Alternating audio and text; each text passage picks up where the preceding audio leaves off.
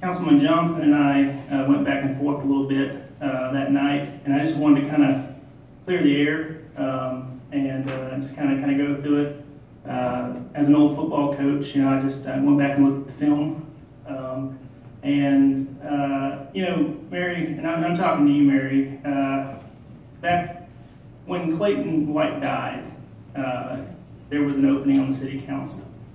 And if you remember, I'm the one that brought you your application, and I still believe in you. I believed in you, and I brought you the application so that you could fill it out and apply. And I was very disappointed as a council member, and the former mayor, Mayor Thompson, he was able to handle it. He ran the meeting however he wanted as chairman. But what happened was whenever when your opportunity to become a councilwoman happened, when you filled out your application and we had the city council meeting, there was a quick motion and a second, and Brian Key, who was a fine guy, he got it. And I asked the question, I said, well, what about Mary? You weren't there. And the other, I believe there were 5 candidates. The other 3 candidates weren't there either. And so I asked the question, what about Mary? And there was no discussion. There was a quick 1, 2, and it was over. And we lived with it. That's the way it was. And and I thought that was unfair personally. I did. But that's the way that the mayor decided to run the meeting, and you have to respect that. And so we had an opportunity to replace once Councilman Hino passed away. I want to make sure that was fair. And this time we had Ashley step down, and I was one of my goals was to be very adamant about being fair in the process and making sure the process was streamlined, that the process was known to all. Mr. Bruton at the previous meeting had asked, "What are you going to do?" And I explained. I said, I'm going to start off the process with I'm going to invite each one of the candidates up, and we're going to allow them to speak to the council, and the council can ask questions from them. And then, of course, after that, I allowed for the public to ask questions too, because I always think it's important the public get an opportunity to speak as well. And so that's exactly what I did. And I went back and looked at the film, and a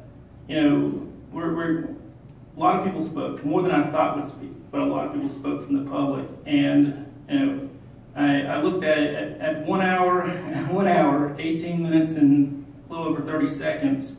Al Bruton had spoke, and then he sat down, and then Councilman Lowry cut me off, and he wanted to make a motion. And so I went and looked at it. I had to pour through the whole thing to get, because I remember that he had done that. And I told him to the effect of, no, Councilman Lowry, I am not opening the floor for any motions at this time, because it was public input. And so, as you had stated after we resumed the meeting, you were planning on making a motion too. You explained that you thought Councilman Meiss was the best candidate, and I respect that, your opinion. But you had done the same thing. And so my focus was on the audience. There were a few people that were trying to stand up. Like I said, I'm open to public discussion, people coming up. I was trying to limit it. And so once I realized that nobody was going to get up, then at that point in the meeting, and it's about 1 hour and 29 minutes, 30 seconds into it, I believe right after Kara Shepard had sat down, I said, all right, I will now open the floor for someone to be recognized for a nomination. And you had said that you had spoke first, and I respect that opinion, and I didn't say anything. I gave my opinion, but I went back and looked at the film, and it's on city website right now, and I have 2 ears, and I'm trying to listen, and it's plain as day. Alan Lowry spoke first, and that's why I called his name. I was listening. I was doing the best job I could do, but Alan Lowry spoke first.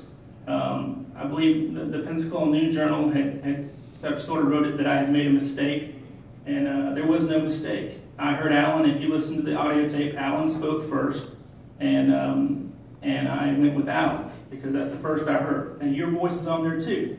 If you look at me, you're just slightly behind him, but it's clear as crystal if you're listening to the audio tape. And that's what I did. and Alan made a motion.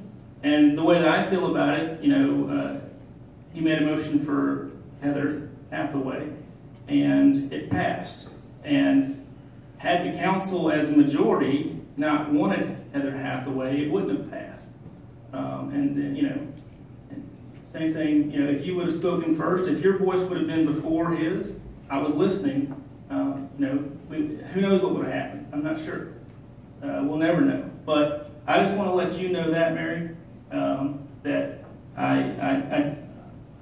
my goal from the beginning of the meeting on was to conduct a meeting that was fair. I mean, Mary, back when the event happened to you, when Clayton White passed away, it's always stuck in the back of my mind that was unfair, the way that you were treated. You weren't even invited to come and speak and defend yourself. It was a quick motion, a second, it was over. And so therefore, Mary, I take pride in what we did, how the meeting was conducted on Tuesday night, because I think it was as fair as we could make it. And I understand you caught up in the moment. It was very emotional. There's a lot of people in here that were emotional. It was a big decision for us to make. But with that said, I think that I hope that we will live to lead another day and to keep moving forward and put Milton first always. But Mary, as I said before, you're a great friend, and we've done well together. And I just hope that we can move on. But I wanted to speak today just to kind of bury the hatchet, and explain what I saw when I actually lived it, when I watched the video, what actually happened, what I remember from back when we were, when I was on the council and you had your opportunity then. So, thank you.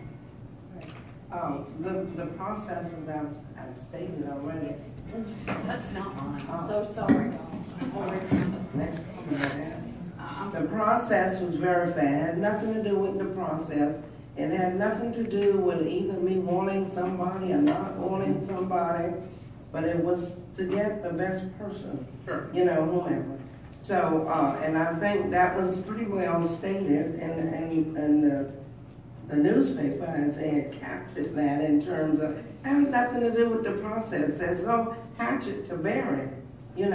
We are here to move Milton forward, and that's my part of the agenda.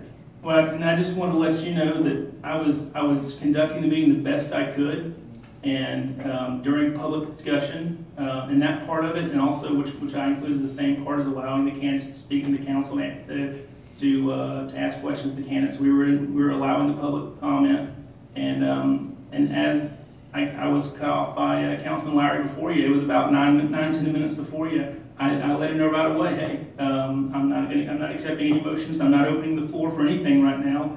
I'm conducting this meeting, and that's the way it is. And we're going to allow the public to speak. And I was seeing people rising when I realized that no one was going to get up to speak again. Everybody had said their piece.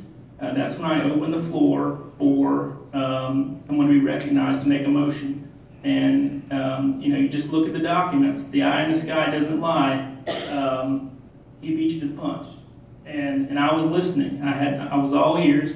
Sometimes I get Snow and Powell confused because they both sound alike. They both have the same voice. They look alike too. But anyways, I did what I don't know. But I did what I could, Mary. And I went back and looked at the tape, and he does beat you by it's distinguishable. And I understand how you feel. We were all caught up in the moment. It was a very big decision for our city to make.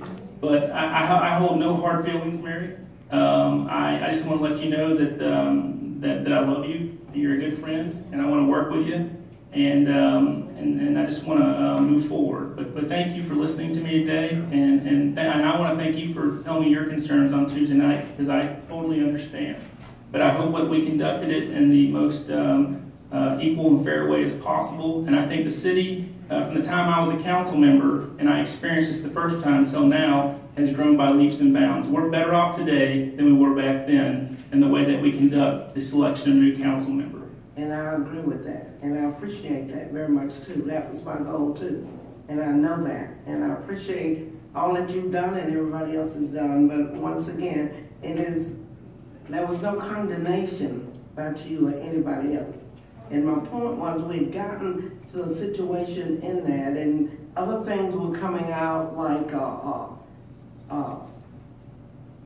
that certain people give money to your campaign and Sure. stuff like that. Sure. And it was appearing to look like a situation that was going to be bogged down, that would be impacting, might very well hurt my fellow councilman. Sure. And that was my point.